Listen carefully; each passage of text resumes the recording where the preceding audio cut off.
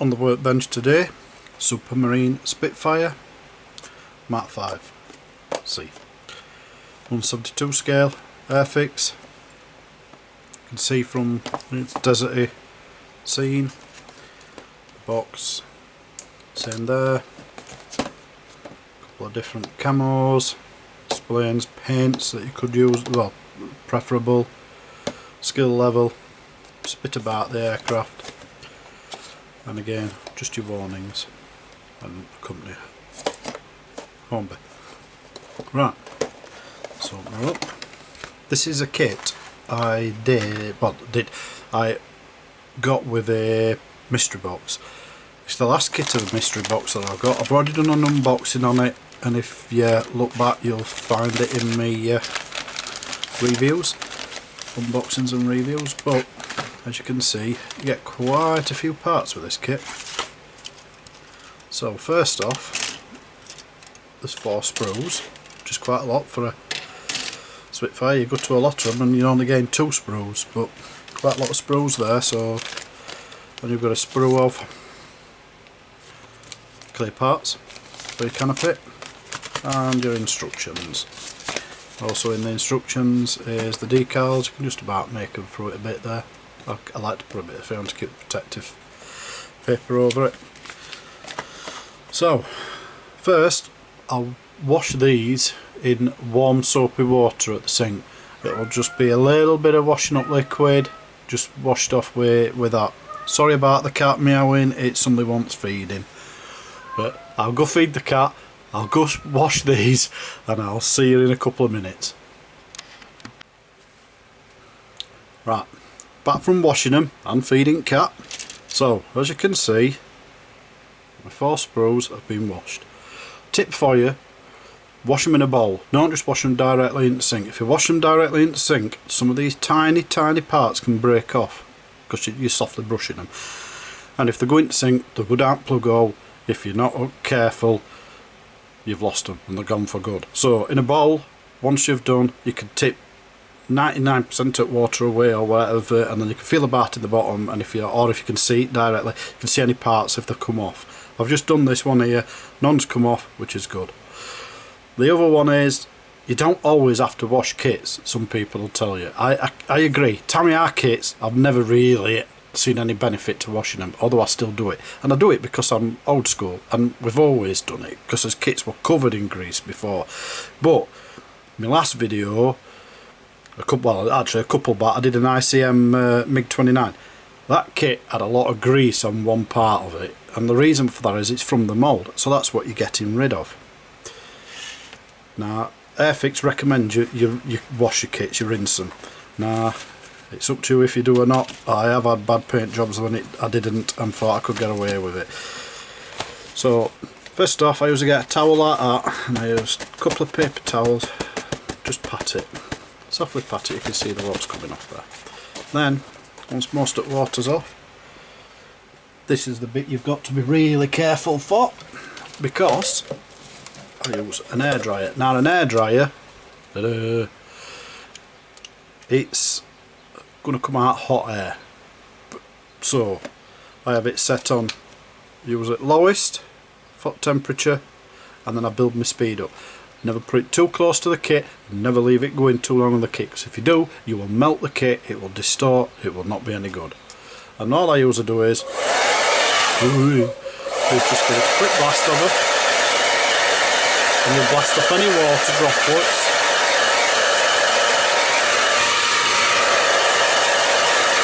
Like so.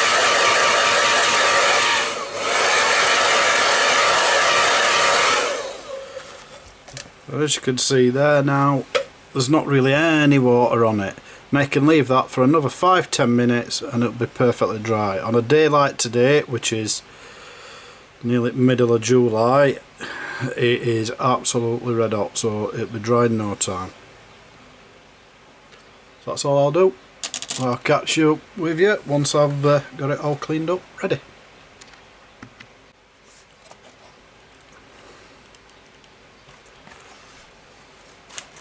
Right, so we're all dried, ready to start.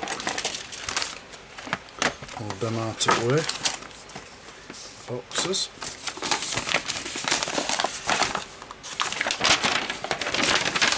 First stage, number 1 there. It shows you the number for the part, D2, C19 like that, and the 78 and the 33 is the colours. So we'll get on with building it and painting it. We'll see if we can make a nice Spitfire.